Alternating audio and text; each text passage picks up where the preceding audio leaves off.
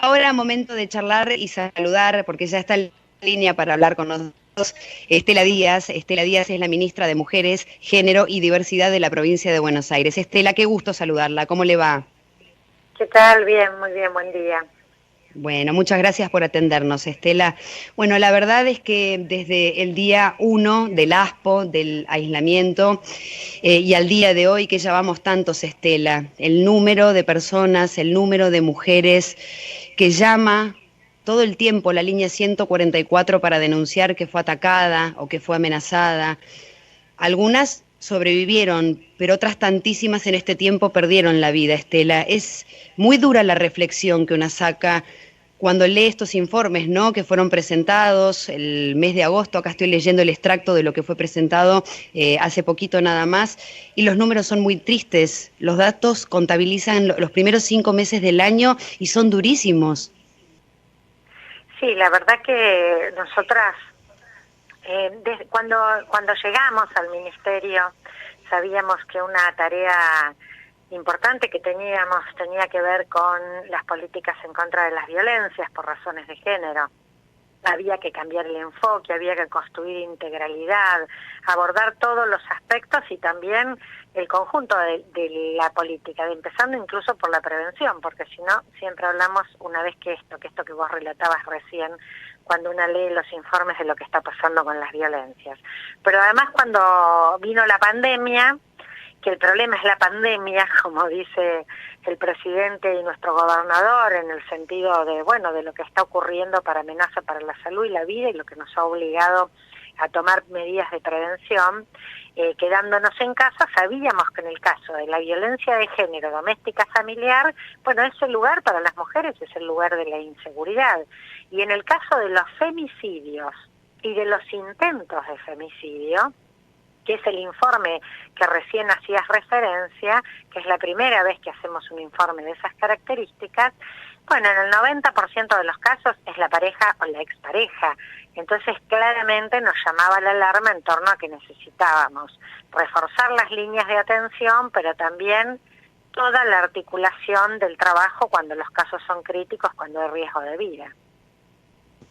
Ahora, ministra, ¿se puede establecer un número o se puede elaborar una estadística respecto a todo este tiempo de qué ha pasado, si se han diferenciado las denuncias? A ver, denuncias nuevas, o sea, personas que llaman por primera vez para denunciar a su pareja, porque imagino que con antecedentes también hay muchísimos casos. ¿Cómo es la mecánica de denuncia? ¿Ustedes han notado también cambios durante la cuarentena? Mira, lo que pasa es que estamos viviendo una situación de enorme excepcionalidad. Entonces es difícil compararlo con otros tiempos. Nosotras vamos a tratar de hacer algunos estudios comparados de lo que se venía haciendo antes en la línea, porque la línea 144 tiene un antecedente que es el ABM, la línea de 24 horas de atención de violencia de género en la provincia de Buenos Aires. Empezó a funcionar en el 2008, después se fusionó con el número 144, aunque el funcionamiento es autónomo en la provincia. Tenemos articulación con la línea nacional, pero no son lo mismo. Es más, estamos tratando de resolver problemas que ya recibimos heredados, de que no se pueden compartir las cartas de llamada, digamos, aquello que registra lo que le pasa a la persona y que a veces puede llegar a ser atendida por la línea nacional o por la nuestra. Entonces, por eso es muy importante compartir y compatibilizar datos, entre otras cosas, para saber esto que vos recién me preguntabas. ¿Llamó una vez? ¿Es la primera? ¿Llamó otras veces? Mira, en el caso que estudiamos los intentos de femicidio, había casi más de un 20% donde habían sufrido más de un intento de femicidio. Uh-huh. Y en más de la mitad de los casos, las mujeres ya habían hecho denuncias previas. Tenían en el 20-30% de los casos alguna medida de protección que el agresor no respetaba. Así que ahí también, por eso para nosotras era importante estudiar qué características. Este es un informe cuantitativo, pero cualitativo también. Investiga en los relatos, en las narraciones que las personas que llaman a la línea hace y que toman las operadoras. Y entonces ahí vemos todos estos datos que para nosotras son muy importantes para la intervención en la política, para ver en la política pública dónde se llega, dónde no, dónde la atendieron, qué le respondieron. Bueno, eso es lo que estamos trabajando en diálogos además con el Poder Judicial, con seguridad, con las áreas de género de los municipios. Bueno, no solo que trabajamos en cada caso concreto, sino que también estamos en mesas de trabajo para construir la articulación de las políticas y mejorar las respuestas, claramente. Claro, bueno, el hecho de pensar que los 4 factores de riesgo más frecuentes en las situaciones de la violencia, según lo que leí del informe, es el uso de armas, 50%, la presencia de menores, 70%, lesiones, 77%, y amenazas de muerte, 87%. Es muy alto ese número para una discusión que uno imagina que primeramente siempre es en lo verbal, ¿no? Por eso le preguntaba un poco esto de qué pasa en aislamiento, ¿no? Porque quizá antes de la pandemia, antes del aislamiento, en una rutina cotidiana y normal, o el hombre salía de la casa o la mujer salía de la casa, o ambos, y había muy poco tiempo de encuentro entre las partes. Esto de estar conviviendo más debe ser duro también para, bueno, no sé, aquellas personas que quizá nunca han manifestado violencia previa. No, mira, por eso nos alarmaba, porque el aislamiento te quita recursos para intervenir, colocar las 24 horas del día en la casa, en la misma casa y todo el tiempo juntos.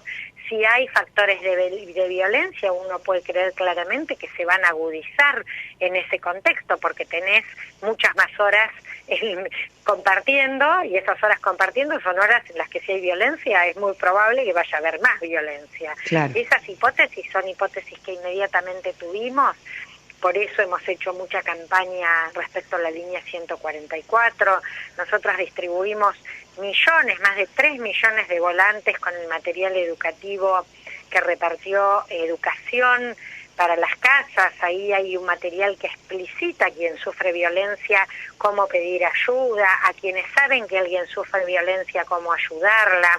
Hicimos campañas en las redes, en los medios respecto a seguir conectada. Esa era la idea, ¿no? Que aunque te quedes en casa sigas conectada, que busques la manera de que si estás sufriendo violencia pedir ayuda, salir si es necesario, porque en un primer momento había como toda una confusión en torno a no se puede salir para nada. Bueno, pero si te están agrediendo y estás corriendo riesgo de vida por la violencia, obviamente que tenés que salir, que las comisarías te tienen que tomar la denuncia y dar respuesta.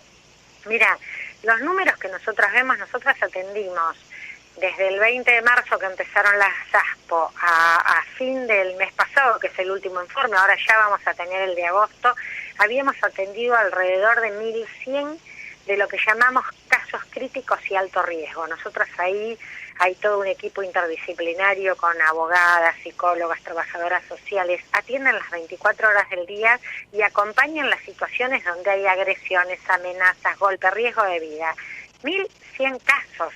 Nada más que de los que llegan a nuestro ministerio, que a veces son horas de intervención, actuando con la fiscalía que está con la policía para que retiren a la mujer o lo retiren y lo detengan a él. Bueno, salvando vidas también, cuando uno piensa en las intervenciones articuladas, las respuestas en el momento salvan vidas. Bueno, después lo que necesitamos es que esto se sostenga en el tiempo y que efectivamente los agresores paren sus conductas de violencia. Por eso también estamos trabajando la línea y los temas que tienen que ver con qué se hace con los violentos, ¿no? Claro. Ministra, la va a saludar mi compañero Daniel Temperoni. Un gusto, profesora, buen día. ¿Cómo está usted? ¿Qué tal, Daniel? ¿Cómo le va? Buen día. Muy bien. Bueno, estaba repasando un poco la presentación que hizo el gobernador en su momento del programa Comunidades sin Violencia, ¿no? Cuando dijo hay que pasar de la deconstrucción individual a la construcción de políticas de Estado con perspectiva de género. Es como que ya cumplimos la etapa de la sociedad en que logramos, mejor dicho, la revolución de las mujeres en el mundo y en Argentina, lograron visibilizar esta problemática que viene desde el inicio de la sociedad, ¿no? Lamentablemente. Ahora pareciera como que no alcanza esa actuación individual y se necesita lo otro, políticas de Estado. ¿Cómo va la implementación de este programa que se presentó, tengo entendido, en julio?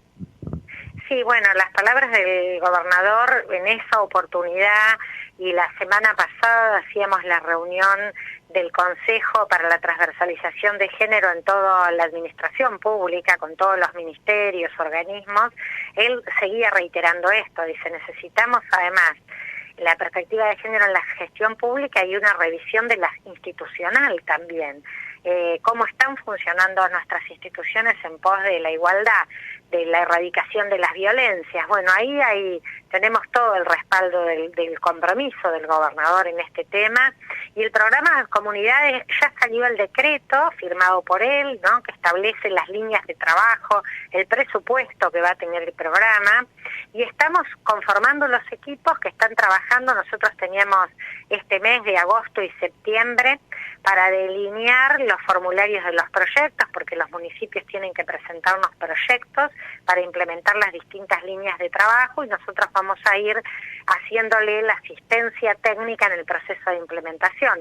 Es para fortalecer equipos de atención interdisciplinarios, para grupos de ayuda mutua, para atención a varones que ejercen violencia. Tenemos la segunda línea, que es el tema hogares integrales o casas abiertas, y la tercera, que es lo que tiene que ver con el proceso de la formación en la salida laboral, el acceso al trabajo, en la construcción de un proyecto de autonomía para las mujeres en situación de violencia. Así que tenemos mucha expectativa. Ya a partir de octubre vamos a estar implementándolo en los primeros municipios. Nuestro programa tiene 3 etapas. Ya esperamos que a junio del 2021 los 135 municipios ya estén con el programa en pleno desarrollo.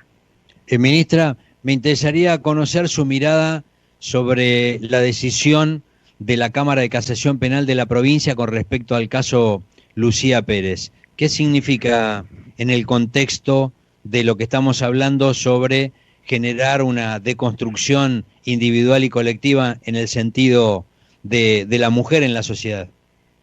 Bueno, me parece muy importante. Nosotros acompañamos a la mamá de Lucía Pérez, a la familia y a la defensa de ella en el planteo que se había hecho de apelación a la resolución original, que la verdad que construyó una impunidad que fue un duro golpe para la sociedad, para ellos en lo personal, porque la verdad que las familias que pierden a una hija víctima de femicidio, eso es una secuela que no se borra nunca, pero sabemos que cuando hay justicia, por lo menos un poco de reparación eso significa. Así que nosotros ahora tenemos toda la expectativa de este nuevo juicio que se va a hacer por la violación y el femicidio de Lucía Pérez, y vamos a también estar acompañando a la defensa y a su familia en esto. Nos parece que, bueno, viene a reparar lo que era realmente un fallo patriarcal, estigmatizante, todas las características de lo que uno cree que la justicia no debe hacer, porque además no respeta los marcos normativos de la Argentina.